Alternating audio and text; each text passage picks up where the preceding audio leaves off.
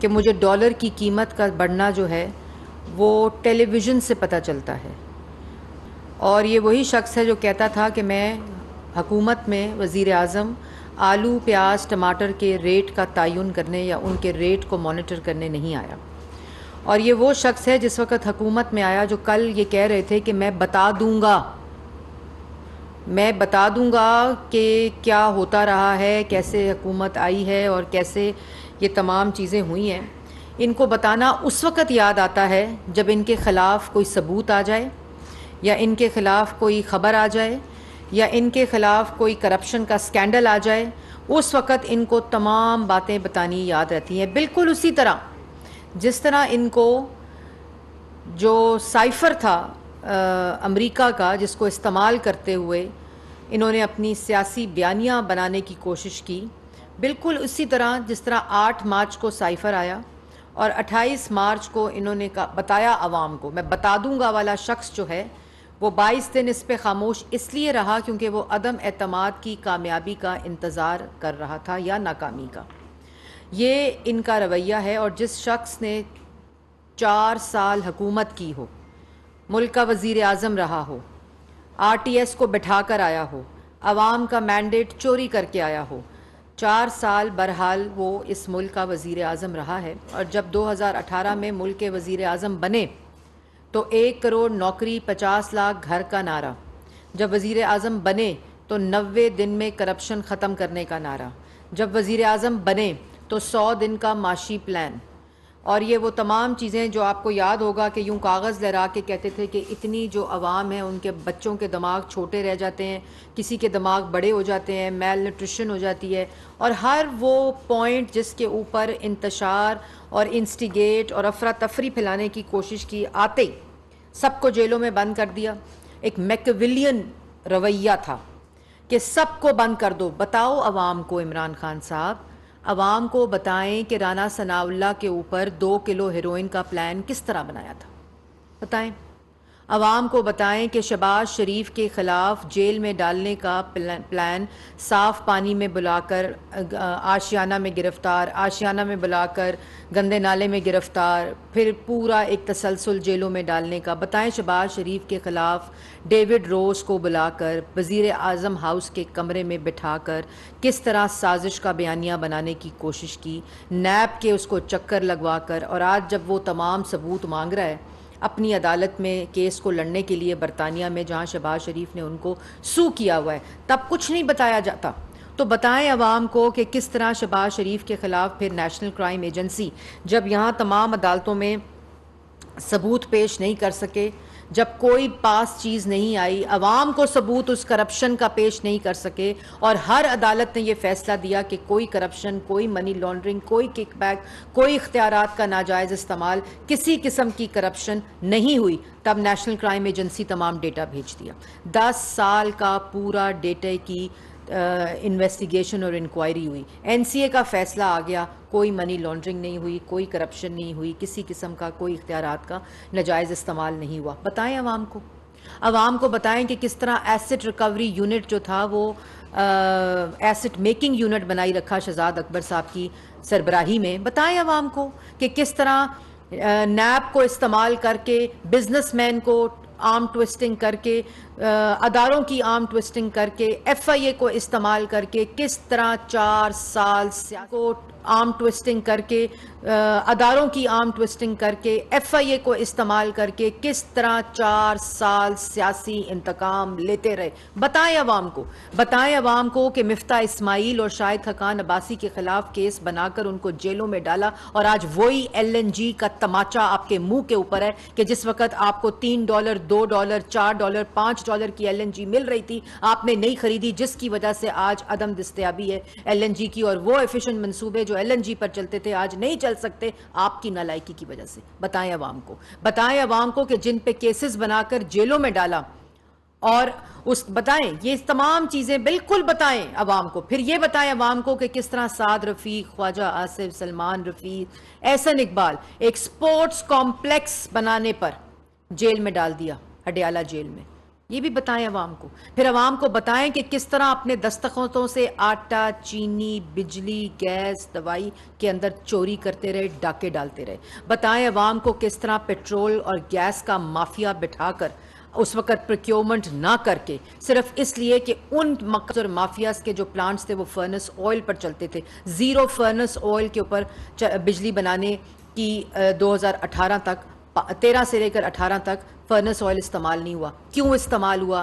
क्यों LNG procure नहीं हुई? क्यों फ्यूल मिक्स प्रोक्योर नहीं हुआ? और क्यों बिजली के वो मंसूबे जो ताखीर का शिकार हैं, जो 4000 मेगावाट बिजली आपने मंसूबे लगे हुए ताखीर का शिकार? बताएं अवाम को, बताएं अवाम को कि किस तरह आपने अपने एक दस्तखत से चीनी को एक्सपोर्ट किया, फिर इंपोर्ट किया, किल्लत मचाई, और 52 रुपए से 120 रुपए किलो चीनी खवातीन ने अंगूठों पे निशान लगाकर 1 किलो चीनी के लिए रमज़ान में कतारों में खड़े हुए। बताएं अवाम को कि किस तरह आपने पेट्रोल के ऊपर सब्सिडी देकर सिर्फ अदम एतमाद के वोट ऑफ नो कॉन्फिडेंस के दरमियान में आपने किस तरह सब्सिडी दी ताकि ये सुरंगें बिछाई जाएं, माशी सुरंगें, और आने वालों के लिए। ये खुद पीएम हाउस के अंदर गवाही दी गई कि उन्होंने ये जानबूझकर किया। बताएं अवाम को कि सस्पेंडेड आईएमएफ के मुआहदे में कमज़ोर बुनियादों पर गए, उसके बाद उसको इम्प्लीमेंट नहीं किया और सस्पेंडेड प्रोग्राम रहा, जिसकी वजह से आज जो फैसले किए मुल्क की मईशत को स्टेबल करने के लिए, इकोनॉमिक स्टेबिलिटी के लिए, डायरेक्शन सेट करने के लिए, सेल्फ रिलायंस के लिए, ये बताएं अवाम को। ये भी अवाम को बताएं कि किस तरह आपने हमजा शहबाज 22 महीने जेल में रखा, 1 रुपए की करप्शन साबित नहीं कर सके।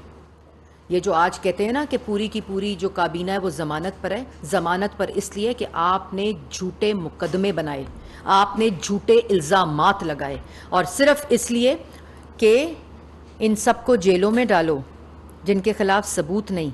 बताएं अवाम को फराह गोगी साहिबा के में और बुशरा बीबी की जो बिजनेस ट्रांजैक्शंस थी, कभी हीरों के बारे में, कभी ज़मीनों के बारे में, कभी तकर्रियों के बारे में, और अब जो ऑडियो लीक आई है, आपको बताना तब याद आता है जब आपके खिलाफ कोई सबूत आता है। आपको बताना तब याद आता है जब पाकिस्तान की आवाम के पास आपकी करप्शन के सबूत आते हैं, या आपके खिलाफ इस ऑडियो में लिखा है कि जब वो फराह गोगी मेरी बच्ची के बारे में कोई बात करें तो तुम उसको ख़त के साथ लिंक करो, तुम उसको गद्दारी के साथ लिंक करो।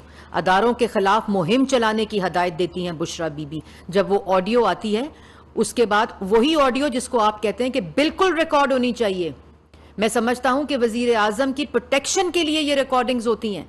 मैकेविलियन एटीट्यूड, मैकेविलियन माइंडसेट रखता है इमरान खान कि जिस वक्त अपनी करप्शन, अपने बारे में सबूत सामने आए तो लोगों के ऊपर गद्दारी के मुकदमे बनाओ, गद्दारी के साथ लिंक करो, ये बुशरा बीबी कहती हैं।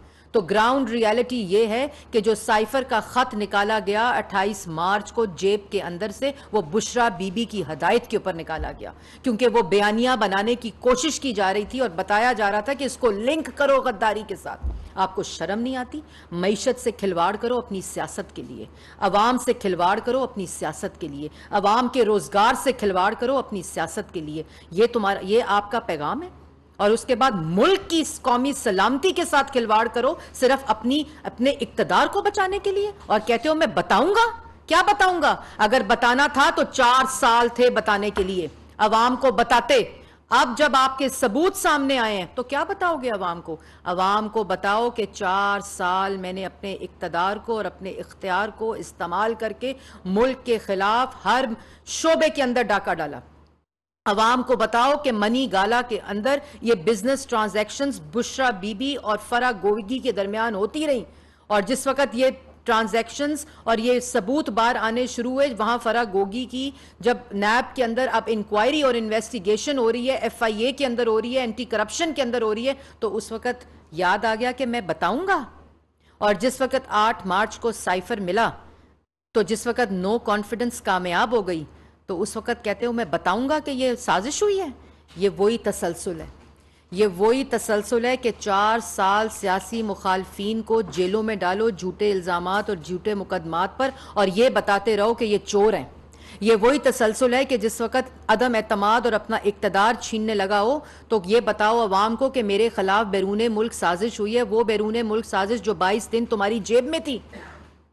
और उसके बाद जब अदम एतमाद फेल हो गया, तुम्हारे फेल होने का तुम इंतजार करते रहे, और वोट ऑफ नो कॉन्फिडेंस तुम्हारे खिलाफ, तुम्हारे इत्तेहादियों, तुम्हारे मेंबरान, अवाम ने तुम्हारे खिलाफ जब अदम एतमाद किया, तो तुमने कहा मैं बताता हूं कि मेरे खिलाफ इंपोर्टेड साजिश हुई है बैरून मुल्क।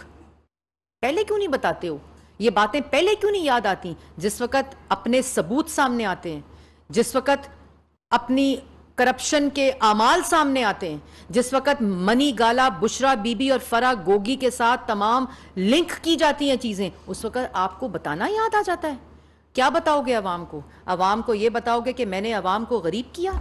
अवाम को यह बताओगे कि आज महंगाई, सिर्फ एक एग्जाम्पल आपको देती हूं, एक एग्जाम्पल, ये अवाम को बातें बताते हैं। आज लोड शेडिंग 30,000 के ऊपर आपकी डिमांड पहुंच गई है। बताना था अवाम को, बताना था कि 23,900 जनरेशन कैपेसिटी है, जिसमें 12,000 मेगावाट उस 23,900 में नवाज शरीफ बना कर गया। बताओ अवाम को, अवाम को यह भी बताओ कि मैंने 4 साल 1 मेगावाट सिस्टम में नहीं डाली।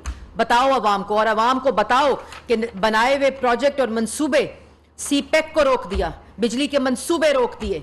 बताओ अवाम को यह भी बताओ कि एक प्रोजेक्ट पंजाब थर्मल जो प्रोजेक्ट है, जो 1263 मेगावाट का प्रोजेक्ट है, उसमें 26 माह की ताखीर तुमने कराई। इमरान खान साहब ये भी अवाम को बताएं कि जो थर एनर्जी लिमिटेड है वो 330 मेगावाट का प्रोजेक्ट है और 17 माह की ताखीर है। अवाम को बताएं कि थल नोवा पावर प्रोजेक्ट जो है वो 330 मेगावाट का 20 माह की ताखीर है। यह भी अवाम को बताएं कि शंघाई इलेक्ट्रिक पावर प्रोजेक्ट जो है वो 320 मेगावाट का 20 माह की ताखीर है। यह भी अवाम को बताएं कि करोट प्रोजेक्ट 720 मेगावाट का 10 माह की ताखीर, और ये 4,000 मेगावाट बिजली बनती है जो लगाकर मंसूबे गए थे, जिसकी ताखीर आपकी जिम्मेदारी है। ये अवाम को बताएं। अवाम को ये ना बताएं कि हीरे कैसे खरीदे, अवाम को ये ना बताएं कि जमीनों पर कब्जा कैसे कराया फरा गोगी साहिबा से, अवाम को ये ना बताएं कि मैं बता दूंगा। अवाम सुनना चाहती है आपसे कि 4 साल आपकी हुकूमत, नैब आपके पास, नैब न्याजी गठजोड़ बना, FIA आपके पास, एंटी करप्शन आपके पास। अगर आपको कोई चोरी साबित करनी थी तो 4 साल में अदालतों में सबूत क्यों नहीं दिए? ये बताएं अवाम को। अवाम को ये भी बताएं कि मैंने इनको जेलों में इसलिए डाला था कि मैंने अवाम की जेब के ऊपर डाका डालना था। अवाम को ये इसलिए बताएं कि आज अगर लोड शेडिंग है तो उसका जिम्मेदार इमरान खान है, जिसकी वजह से ये ताखीर हुई। अगर जिस पे चोरी का इल्ज़ाम लगाते हैं, और अवाम को बताऊंगा, अवाम को बताएं कि 23,900 मेगावाट के अंदर 12,000 मेगावाट बिजली 13 से 18 बनी, जो मुल्क की तारीख में इतनी बिजली नहीं बनी। बताएं अवाम को, और अवाम को यह भी बताएं कि फरा गोगी और बुशरा बीबी जो मनी गाला के अंदर बिजनेस ट्रांजैक्शंस करती थी, जिनके सबूत आ रहे हैं, कंटेंट, ऑडियो, और ये जो प्राइवेसी, जिस वक्त धमाल डालते हैं ना, जब दूसरों की ऑडियो आती है, तबले बजाते हैं, और जिस वक्त ये टॉक शो में आपने खुद कहा कि बिल्कुल होनी चाहिए रिकॉर्डिंग्स, ये वजीर आजम को प्रोटेक्ट करने के लिए होती हैं, तमाम रिकॉर्डिंग्स होनी चाहिए।